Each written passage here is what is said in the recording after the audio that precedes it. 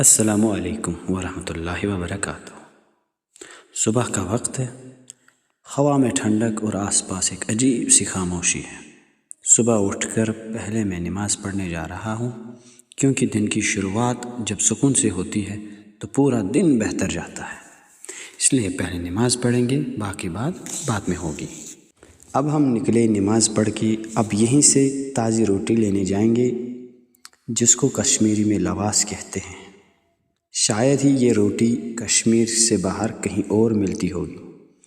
یہاں سے آپ دیکھ سکتی ہو سارے راستے خالی ہیں، سنسان راستے ہیں، کوئی بھی دور دور تک نظر نہیں آ رہا ہے۔ اب ہم گھر جا رہے ہیں۔ سردی اتنی ہے کہ جسم کہتا ہے سوتے رہو، لیکن دماغ کہتا ہے اٹھو، کام کرو، نماز پڑھو، کیونکہ صبح کا وقت جو ہے برکت کا وقت ہوتا ہے۔ آخر کار ہم آخری گلی میں پہنچے، اس کے بعد ہمارا گھر آنے والا ہے اور ہم چائے پئیں گے۔ اور یہ چائے کوئی نارمل چائے نہیں ہے، یہ ہے کشمیر کی پہچان نون چائے۔ اس میں ہے گلابی رنگ اور ہر گھونٹ میں اپناپن۔ ایسی صبح صرف کشمیر میں ہی محسوس ہوتی ہے۔ کبھی کبھی زندگی کی خوشی ان چھوٹی چھوٹی چیزوں میں ہی ہوتی ہے۔ خیر، اب ہم گیٹ کھولیں گے۔ یہ گیٹ اتنا ٹھنڈا ہوتا ہے کہ انسان کی روح کانپتی ہے۔ اندر جا کے اب ہم چائے پئیں گے اور تازی روٹی کے اوپر لگائیں گے امول بٹر۔ امول بٹر جب تازی روٹی پہ لگتی ہے تو اس کی مہک پورے کمرے میں پھیل جاتی ہے۔ یہ دیکھیے، کچھ ٹائم کے بعد یہ کھڑکی کھولی اور موسم دیکھنے کے لائق تھا۔ ویو بہت اچھا تھا، برف ابھی ہوئی نہیں، ورنہ یہاں سے ویو اور بھی زیادہ اچھا ہوتا ہے، دیکھنے لائق ہوتا ہے۔ کشمیر تو اسی لیے فیمس ہے۔ پھر گھر والوں نے کچھ کام بولا، کام کرنے کے لیے بائک پہ جانا ضروری تھا۔ اس بائک کی ایک اچھائی یہ ہے کہ اس کو جب بھی سٹارٹ کرو، چاہے 10 دن ہو جائے چاہے 20 دن ہو جائے، یہ ایک ہی سیلف سے سٹارٹ ہوتی ہے۔ لیکن اب اتنے دنوں کے بعد سٹارٹ کرنے والے ہیں تو اس سیلف سے نہیں کریں گے۔ اگنیشن ہوا آن، یہ ہماری کک اور بائک ہوئی سٹارٹ۔ کام کے لیے دوسرا بندہ چاہیے تھا، اس نے دوست کو کال کیا اور وہ اسی ٹائم میرے گھر آیا۔ سچ کہا ہے کسی نے، تمہارا دوست تمہارے کام آئے یا نہ آئے، لیکن تمہارے گھر کے کام میں وہ ضرور کام آ جاتا ہے۔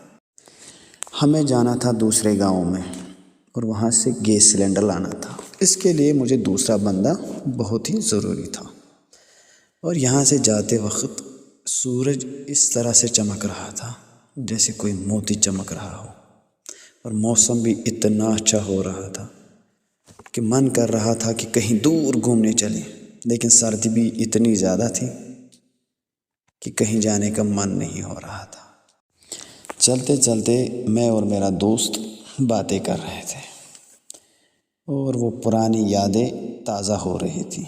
میرا دوست وہ ساری باتیں یاد دلا رہا تھا جس کی وجہ سے ہماری دوستی مضبوط اور گہری ہوتی جا رہی تھی۔ یہاں سے موسم بھی اتنا اچھا ہو رہا تھا کہ آج کا تو دن ہی بن گیا۔ پھر ہم نے اٹھایا سلنڈر اور چلے گھر کی طرف۔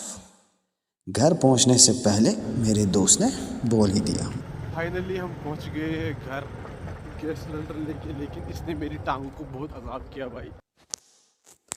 اب ہمارا کھانا پینا ہو گیا تھا اور اب ہم جا رہے تھے کھیلنے۔ دوست کو گھر سے ہی پک کرنا پڑتا ہے۔ یہ ہے وہ راستہ جو ہمارے گراؤنڈ کو جاتا ہے۔ یہ کوئی ایسا ویسا گراؤنڈ نہیں، کسی بلے آدمی کی زمین ہے جہاں ہم ونٹر میں کھیلتے ہیں، اللہ اس کا بھلا کرے۔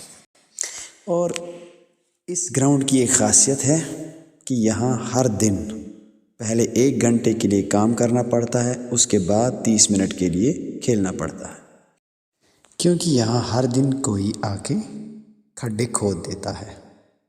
آپ دیکھ سکتے ہیں اتنی محنت روز کرنی پڑتی ہے یہاں پر، پھر بھی کچھ حاصل نہیں۔ ہر طرف اذانیں ہو رہی ہیں، سورج ڈوب چکا ہے، سردی اور اندھیرا دھیرے دھیرے حملہ بول رہا ہے۔ جس انسان کو اس چیز پہ نظر ہوگی، یعنی قبر یاد رہے گی، وہ کبھی نماز نہیں چھوڑے گا اور دوسروں کے لیے اچھا سوچے گا۔ اور یہ ہے شام کا نظارہ، کچھ اس طرح کا۔ डूबा हुआ सूरज।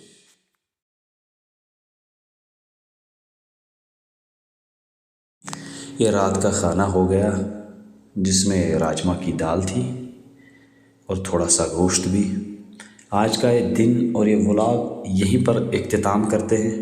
उम्मीद करते हैं कि सारे भाई सपोर्ट करेंगे और पॉजिटिव कमेंट्स के साथ अपनी मैसेज छोड़ जाएंगे। अस्सलामु अलैकुम।